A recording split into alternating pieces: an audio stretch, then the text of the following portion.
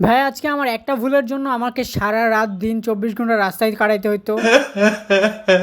তো গাইজ ঘটনা হইতেছে ব্যাচেলর লাইফের প্রতি ভাই আমার সত্যি বেরোচি উঠে গেছে একদম। কারণ 2 দিন পর পর বুয়া আসে না, 2 দিন পর পর রান্না হয় না, 2 দিন পর পর খাবার নাই, একটার পর একটা ঝামেলা মনে করো যে লেগেই আছে। তো বরাবরের মতো যেই বলা সেই কাজ, আজকেও বুয়া আসে না, তাই দুপুরের খাবার খাওয়ার জন্য আমি নিচে চলে যাই। প্রতিদিন এইসব হোটেলের আজে বাজে খাবার খেয়ে খেয়ে আমার পেটের অবস্থা তোমরা বুঝতেই পারছো। তো গাইজ আসল ঘটনা শুরু হয় যখন আমি খাবার খেয়ে উপরে উঠি, তখন উঠে দেখতে পাই বাসার চাবি লক করে বুয়া বাইরে চলে গেছে। আমি বুয়াকে বলছিলাম নিচে যাচ্ছি, কয়েক মিনিটের জন্য আসি, তারপরে আপনি যান, কিন্তু উনি লক করে, যেহেতু উনি বাসায় ছিল তাই আমি ওনাকে চাবি লক করতে মানা করছিলাম আর বলছিলাম যে আপনি ভিতরে থাকেন, আমি আসার পরে আপনি যায়েন, কিন্তু উনি লক করে দিয়ে চলে গেছে। আর এখন তো আমার কাছে কোনো চাবি নাই, তাই আমাকে এখন রাস্তায় থাকতে হবে। এরকমই হয়, আমরা যেসব মানুষদেরকে গরিব ভেবে সহানুভূতি দেখায় এরাই বাঁচা। আর কি করার, রাস্তায় বসে বসে অনেকক্ষণ ধরে ওয়েট করতেছিলাম এই দরজা লক খোলার মামার জন্য। পরে ফাইনালি মামা আসলো, দেন আমরা চাবির লক খুললো। আর বুয়ার উপরে তো ভাই আমার মেজাজ পুরাই খারাপ হয়ে গেছে, 200 টাকা লস করাইলো আমার। साला ये दुख का खत्म नहीं होता बे।